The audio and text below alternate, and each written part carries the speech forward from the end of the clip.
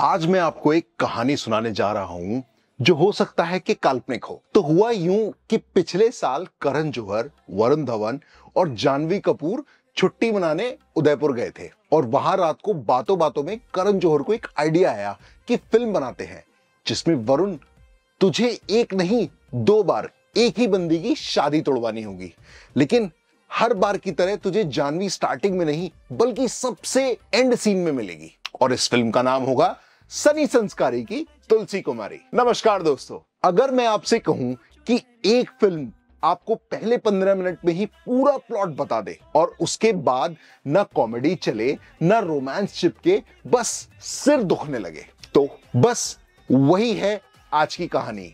यहां ना सनी संस्कारी है और ना तुलसी कुमारी। शुरुआत होती है वरुण धवन के उस ओवर एनर्जेटिक दुनिया से जो सीधा मैं तेरा हीरो के कैरेक्टर की याद दिलाता है। हाई वोल्टेज एंट्री है लेकिन चार्जर कहीं और। 2-4 डायलॉग्स पे हल्की सी मुस्कान आ भी जाती है पर वो पुराना चार्म नजर नहीं आता। और जैसे ही आप सोचते हो कि चलो अब शायद मजा आएगा, तबाक से एंट्री करते हैं रोहित सराफ, वो भी हेलीकॉप्टर से उतरते हुए जैसे कोई शाहरुख खान मोमेंट हो। लेकिन एंड कहां करते हैं? सीधा करण जौहर की चमकीली दुनिया में। फिल्म डिजाइनर लगती है पर डिजाइन में कोई जान नहीं है। फिर आती है हमारी lead Janhvi Kapoor. Middle class लड़की का रोल, लेकिन सिर्फ चश्मा और सूट पहनने से मिडिल क्लास नहीं हो जाता कोई। कैरेक्टर की दुनिया, उसका वाइब, उसकी भाषा, कुछ तो असली लगना चाहिए। यहां सब कुछ सिर्फ सेट और कॉस्ट्यूम तक लिमिटेड है, क्योंकि जब कैरेक्टर कपड़ों से ज्यादा इमेज से बने तो इमोशंस स्लाइड हो जाते हैं। राइटिंग पर आए तो डायलॉग्स इतने थकेले हैं कि 1 सेकंड के लिए भी हंसी नहीं आती। 10 में से शायद 2-3 लाइन्स ही हैं जिन पर हंसी आती है, वो भी वैसे ही जैसे आप कपिल शर्मा शो आजकल देखते हो, उसमें 10-5 में से 1-2 पे हंसी आ जाती है। पंचेस हैं पर लैंड कहां होते हैं ये नहीं मालूम। स्टोरी जल्दी रिवील हो जाए तो आगे एंगेज करने के लिए कैरेक्टर डेप्थ होनी बहुत जरूरी होती है और वो यहाँ कंप्लीटली मिसिंग है। बीच में रिलीफ लाते हैं मनीष पॉल। वेडिंग प्लानर के रोल में स्क्रीन प्रेजेंस, टाइमिंग, डिलीवरी सब जबरदस्त। जब एक फ्रेम में सारे एक्टर्स खड़े होते हैं तो आंखें सीधा उन्हीं पर पड़ती हैं, क्योंकि वही लाइफ है। और हाँ, असली विलेन है फिल्म की राइटिंग। स्टोरी जो इमोशंस और ह्यूमर्स के धागे से बंधी थी वही बार बार टूट जाती है।